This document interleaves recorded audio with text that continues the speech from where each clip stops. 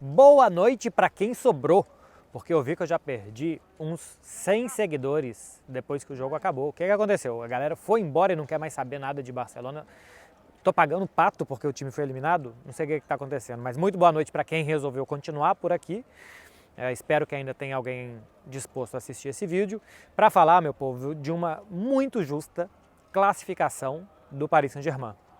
Porque o Si não joga, né? Então não dá para saber o que seria o jogo se o Ronald Araújo não tivesse sido expulso. Até a expulsão dele era um jogo parecido com o de Paris, que ia ficando cada vez mais confortável para o Barcelona, assim como em Paris, depois do primeiro gol, o jogo foi ficando confortável para o Barcelona. Eu vou falar do Paris Saint-Germain, vou falar bastante dos méritos que tem esse time, porque acho que tem muitos méritos, mas eu vou fazer mais ou menos aqui melhores momentos, né? Uma recapitulação do jogo, para a gente ir falando de momentos e de pontos principais da partida. O jogo começa com o Paris Saint-Germain pressionando na frente, não deixando o Barcelona ter posse de bola no campo de ataque. Eu acho que era muito importante que o Barcelona tivesse posses de bola de qualidade no campo de ataque para esfriar o PSG, para fazer o Paris Saint-Germain correr atrás da bola, para tirar a sensação de perigo constante do Paris Saint-Germain, tirar confiança e também para gerar sensações de perigo. O Paris Saint-Germain pressionava na frente, não deixava o Barcelona fazer nada disso. Na primeira escapada do Barça, uma excelente jogada do Lamine Yamal e um gol do Rafinha. 3 gols do Rafinha nesse mata-mata de Champions. Os 3 primeiros gols dele em Liga dos Campeões, inclusive, foi o grande nome do Barcelona nessas eliminatórias, né? Contra o Paris Saint-Germain. Nesses 2 jogos contra o PSG. Está crescendo o Rafinha, o segundo jogador com mais participações em gols na temporada. 9 gols, 9 assistências. E não só pelo gol que fez, porque é um gol de entrando com bola e tudo. Mas o Rafinha foi muito bem no segundo tempo, gerou perigo, bateu escanteio com perigo, chute envenenado, foi bem o Rafinha na partida. O gol do Paris, a expulsão do Ronald Araújo sai, assim como o gol do Barça sai no primeiro lance de perigo, e a primeira vez que o Barcelona vence essa pressão do Paris Saint-Germain, na primeira vez que o Barça erra um passe no meio campo, tem uma escapada do Barcola, e aí a falta do Ronald Araújo. Eu estava atrás do outro gol, então eu vi o lance com 90 metros de distância, eu não tenho nenhuma chance de avaliar. Se foi falta, era o último homem, era para vermelho. Se foi fora da área, né? Se fosse dentro da área, aí se ele disputa a bola, não era para cartão vermelho. Não sei se foi falta ou não, pelo que a gente falou na transmissão, estava conversando também com o João Ventura do SBT, o SBT também, acho que a Nadine Bastos, né, também disse que foi falta, então falta para cartão vermelho. Não tem nada que condicione mais um jogo, ou que possa condicionar mais um jogo, do que uma expulsão aos 30 minutos, muito mais do que um gol. Então eu acho que o correto é deixar o cara finalizar. Pode entrar, pode não entrar, mas não fazer a falta. Porque um gol não vai te condicionar por 60 minutos. Se é uma jogada de último homem, no minuto 75, no minuto 80, tudo bem. Está acabando o jogo, você vai se segurar ali como pode por mais alguns minutos até que a partida acabe. Mas se é no minuto 30, não se faz a falta. Acho que não se pode correr o risco de fazer a falta. Então, para mim, o erro do Ronald Araújo é disputar o lance com possibilidade de fazer falta. Porque eu não sei se foi falta ou não. Então, acho que deveria ter só tentado atrapalhar o Barcola, tirar equilíbrio, tirar concentração, tirar ele inteiro do lance, gerar alguma dúvida no Barcola para a finalização, e que se fosse gol do Paris Saint-Germain, 1-1, Barcelona ainda teria vantagem, mas cara, a expulsão do Ronald Araújo acontece no momento que o Paris Saint-Germain tinha tido uma jogada de perigo, um chute do Mbappé, que o Ter Stegen foi muito bem, e depois do gol, me parece uma muito clara questão de tempo para o Paris Saint-Germain fazer quantos gols mais fossem necessários.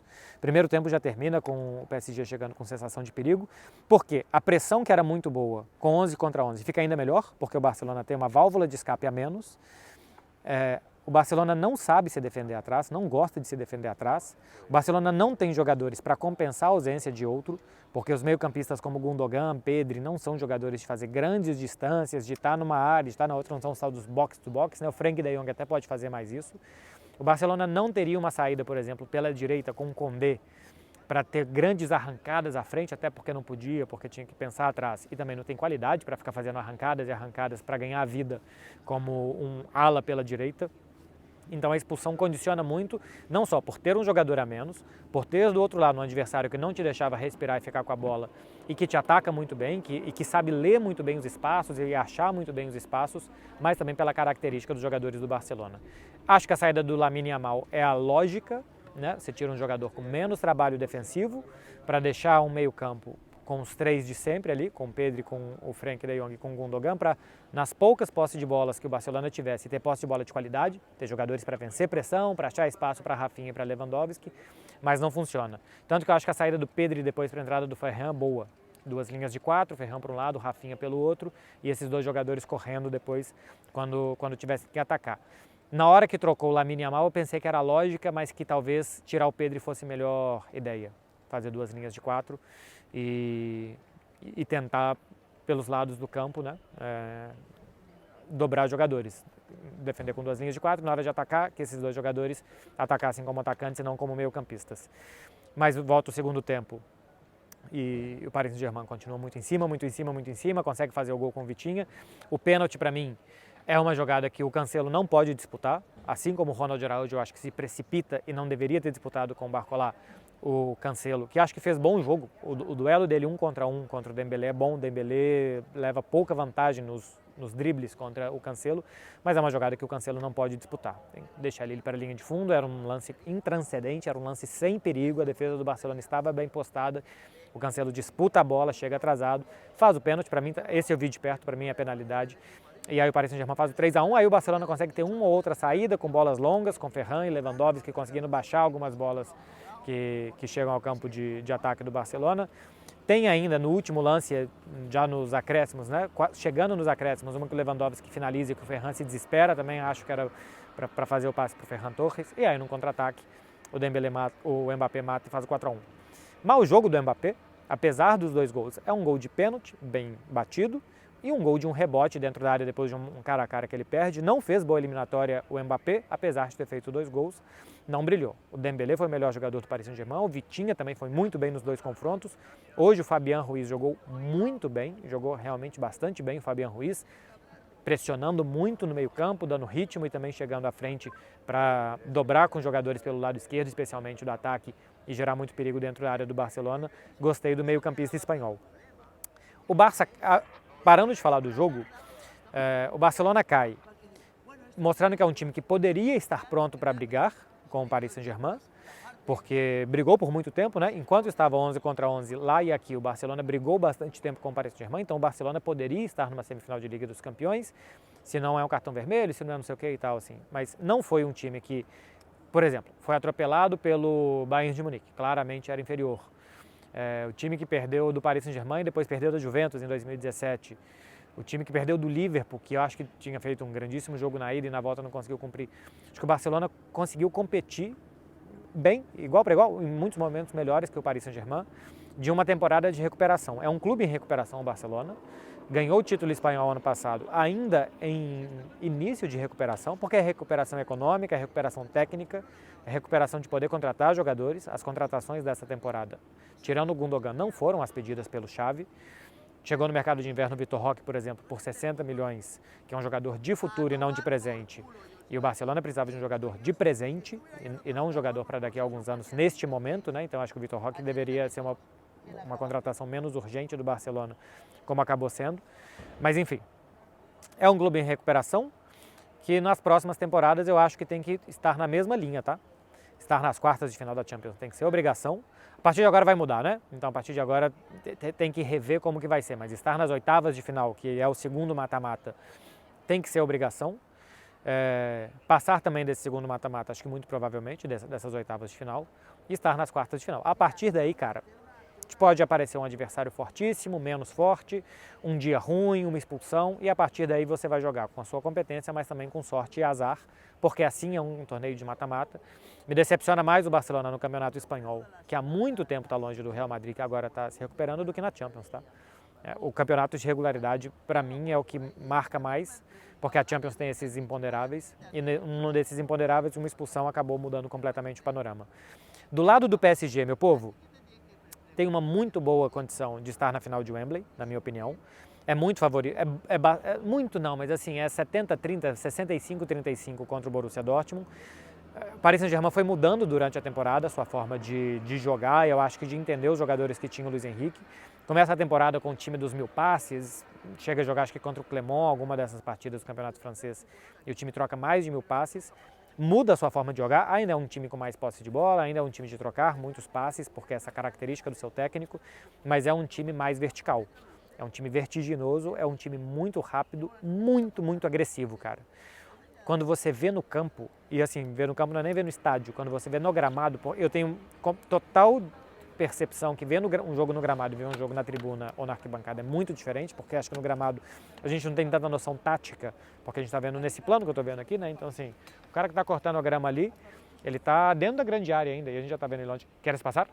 No, vai. Porque todavia tardo. Passa tranquilo. Sim. Então, passando aqui, tiramos os cabos aqui nesse momento. Então, aqui no campo a gente vê muito menos, vou arredar um pouco para cá, para não atrapalhar quem também está trabalhando, está chovendo. Aqui no campo a gente vê muito menos, mas eu acho que a gente sente muito mais. E o que dá para sentir do Paris Saint-Germain é a agressividade desse time. Marca muito agressivo, morde muito agressivo, as pressões são fortíssimas, quando recupera a bola, corre demais.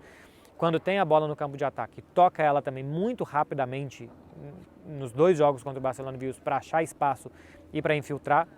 Estão apagando as luzes cada vez mais aqui, inclusive, está ficando cada vez mais caótico esse vídeo. Mas é um time muito agressivo. Acho que com menos calma, com menos pausa, com menos achar os espaços, com menos controlar com a bola no pé, talvez como o Luiz Henrique quisesse fazer, como talvez ele entenda e sinta mais o futebol e como ele começou pensando na temporada. Mas, cara, quando você tem um meio campo com Vitinha, Zaïre-Emery, Fabian Ruiz, que foram os titulares, e você ainda tem o Gart, Asensio, Lee no banco de reservas, você não vai controlar com bola no pé. Você não vai ser o Manchester City de Rodrigo, Bernardo Silva, Gundogan. Sabe? Você não vai ser o Barcelona de Busquets, Xavi, Iniesta. Você tem que fazer outra coisa. E o Luiz Henrique entendeu que essa outra coisa é pressionar muito, é correr demais, ia ser mais rápido, gerar muitas situações de 1 contra 1, muitas situações são geradas de 1 contra 1, ofensiva e defensivamente, e levar melhor nos duelos. Eu acho que tem um grande defeito esse time, eu tenho ainda um grande problema, que é, ao perder as bolas, ou, na verdade, ao perder as pressões, quando não pressiona bem, a sua linha defensiva atrás não funciona bem. Tanto que assim, na primeira que o Barcelona teve 1 contra 1 no Lamine Yamal, levou a vantagem em cima do Nuno Mendes e depois as ajudas custaram a chegar. E o gol do Barcelona. Então, se vence a primeira linha de pressão do Paris Saint-Germain, esse time se sente muito desconfortável para defender mais atrás. E o que eu acho que faltou ao Barcelona foi justamente conseguir vencer essa linha mais vezes, se posicionar no campo de ataque e gerar mais perigo, mais incômodo ao Paris Saint-Germain via ataques mais estáticos, mais posicionais. O Barcelona ocupou muito pouco o campo do Paris Saint-Germain nos 2 jogos. Mas é um time que contra o Dortmund está melhor do que na fase de grupos, quando venceu um e empatou outro, vai decidir no Parque dos Príncipes contra o Borussia Dortmund, pega um time que é irregular, mas por outro lado, times de Bundesliga como é o Borussia Dortmund, igualam em pressão, em intensidade, em agressividade também, então nisso que o Paris Saint-Germain, por exemplo, ganha do Barcelona, né, em agressividade, em pressão contra o Dortmund, acho que não vai ganhar tão claramente esse tipo de duelo, mas tem muita qualidade, vai poder administrar no campeonato francês, talvez o Dortmund não possa administrar tanto no campeonato alemão, porque é o 5º colocado, embora na Alemanha também o 5º colocado vai acabar chegando na Liga dos Campeões e não vai se garantir lá e o título matematicamente é do Bayer Leverkusen, mas eu acho que tem uma muito boa possibilidade para o Paris Saint-Germain de estar na final. É um papo para a gente ter no dia 9 ou no dia 8 de maio, né? Assim, depois das semifinais, mas uma vez na final, se passar do Dortmund, se eu estivesse do outro lado da chave, eu não gostaria de ver o Paris Saint-Germain em um jogo só na minha frente nunca. Porque com esses jogadores que tem, a coisa pode ficar muito ruim. E com esse técnico que tem também, que é muito bom técnico. Quando o Paris Saint-Germain se propôs a ser um time de futebol, ele foi, né? Antes ele era um clube para vender camisas, para conseguir patrocínio, para tentar fazer uma casa pelo telhado. O Luiz Henrique quer fazer um time de futebol, está fazendo um time de futebol, tem suas virtudes e seus defeitos, mas está fazendo um time de futebol muito mais coerente do que nos últimos anos. Teve que tomar decisões difíceis para isso, né? Saída de Verratti, de Neymar, de Sérgio Ramos, eu acho que não são decisões fáceis. A do Messi é diferente, né? Porque o Paris Saint-Germain ofereceu ao Messi um contrato de renovação e o Messi não quis ficar. Até abril esse contrato estava indo em cima da mesa do Messi e ele decidiu sair. Mas abrir mão de jogadores como Sérgio Ramos, Verratti e Neymar, eu acho que não era fácil. O Paris Saint-Germain abriu mão desses jogadores e conseguiu montar um time muito melhor. Ataca com mais coletividade, com mais coerência, defende com mais gente, defende mais em time. Enfim, é um grande técnico, Luiz Henrique, e com justiça o PSG está classificado. É isso, meu povo. Se você chegou até aqui e não está inscrito, se inscreve, por favor, porque tem uma galera indo embora de verdade mesmo. Do final do jogo até o momento que eu estou gravando, eu perdi tipo assim uns 100 inscritos. Então Então vocês fazem o favor de se inscreverem aqui para me ajudar a não ficar aqui falando sozinho na chuva e no frio com vocês. Eu volto amanhã com a análise dos 2 jogos, porque eu consigo na quarta-feira assistir tanto o Real Madrid, como assistir também o jogo do Bayern de Munique e do Arsenal. E eu gravo aqui para vocês depois a análise desses 2 confrontos. É isso, meu povo, um beijo para vocês. Boa terça-feira, parabéns Paris Saint-Germain, torcedores do Barcelona. Assim é a vida. E vamos ver se na próxima temporada o time é melhor desde o início, porque isso pode fazer o time chegar melhor nas quartas de final. Valeu, gente. Boa noite.